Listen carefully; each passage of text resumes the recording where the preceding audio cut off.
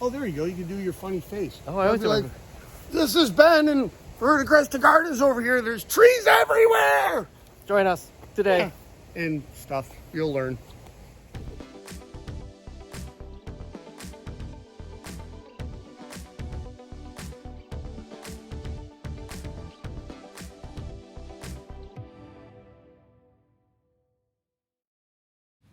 Welcome back, everybody. In this episode, we had the ability to go to Ben Agresta in Orlando, Florida, in about late June to visit his garden. He actually let us visit his garden, film everything.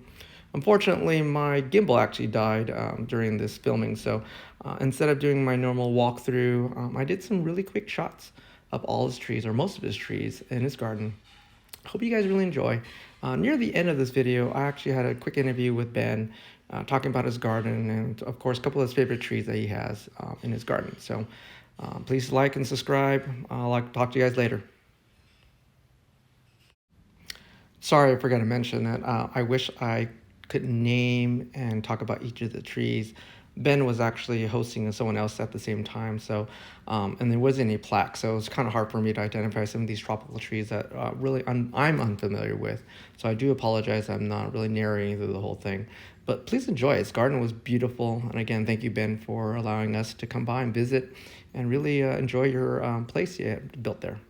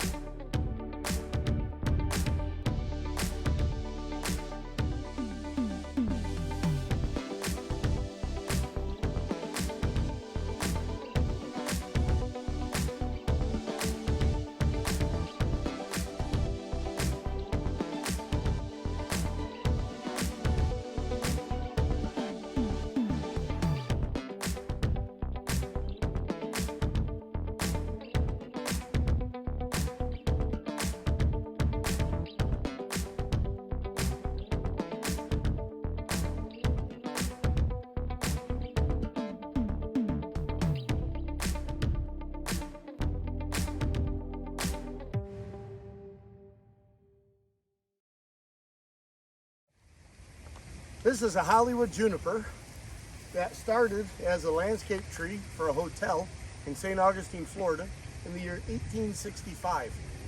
It was collected about 20 years ago by a local guy named Kevin, and we bought it about 5 years ago from Schley's Bonsai and Supplies. This is a big tree. I don't know what else to say about it other than it's just absolutely humongous. So when you want to work on a juniper, you should probably buy a smaller one. This tree has been styled over the last 5 years by Mike Rogers, Jen Price from Chicago, and Moros from Italy. And there's been an enormous amount of deadwood work done on this tree. This back pad here went straight to the sky and was literally folded over. All of that was created. And this has been a huge work in progress. It probably isn't even going to be done for another 5 or 6 years. This pads with volumes of this size take a long time to grow and develop. So this tree in Florida is absolutely humongous, and we're proud to have her and grow her. Are we going to plan to graft it at any one point? Probably not, since it's back budded in pretty much every place that we've wanted it to. All the structure is set. What we're working on now is developing each pad and the ramification for them. Awesome. We're good. This session is brought to you by Mountain Dew. Crisp and refreshing. Also good for a standard size reference. This tree is a pond cypress. When it was collected, it was 9 feet around. But only this part was alive. The rest of the tree had fallen because of Hurricane Andrew. When this tree was collected and discovered to be 9 feet around, first question you have is, how old is it? This is the oldest living bonsai for a pond cypress. It is 985 years old and certified as such by the University of Central Florida Arborists. They went out and did the stuff they do to all the roots to determine their age, and on the certificate it says 967 plus or minus 5%. So unless you've got an older cypress, this is it. When it was collected, none of this had grown over. All of this has somewhat recalloused over the tree. It never wants to back bud lower. All the branches are at the top, so it's been styled as a weeping style. But I think it's kind of cool to have something that, you know, when the Crusades happened, this thing was already a couple hundred years old. That's neat and fascinating to think about. So it'll be our honor to continue to train this tree and make it into a fabulous looking bonsai. And that's it. I'm sorry, I got it backwards. When you see these 5 trees here together, these 2 in the back are pond cypress. The 3 in the front are bald cypress. Comparatively, looking at the foliage, you can see the differences. Okay, so one's a little more dense, the other one's a little bit more loose. So the one on the left is a pond cypress? Bald cypress. Bald cypress. Pond cypress. A little more loose, a little more compact. Does color make a difference, or no? That's just no, that's just from watering. Trimming. If you see any brown stuff, it's just from going in and trimming stuff over the time.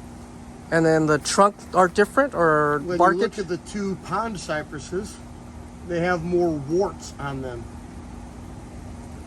Whereas the bald cypresses have more of a general flake. You know, it looks more like a real tree type of thing. Whereas this is more smooth-ish, not barky, and has more warts. Whereas these don't. So, bald cypress on the left, with Yep. and then 1, 2, 3, in the bald. pond 1, 2. And the ponds have more knots or warts Yep. on the surface. It almost looks like somebody cut a bunch of branches off of them and then they didn't callus over. See the flakiness of the bald cypress, the wartiness of the pond cypress. Oh, it looks like branches. It looks like somebody cut a branch off of it. It's not the case. That's just the trunk. Oh, that's interesting. But the growth cycle very similar, or identical. Yeah. They often grow together too. Oh, So yeah. do they hybridize? No, they don't hybridize, but they're in the same areas and identical to each other. Oh, interesting.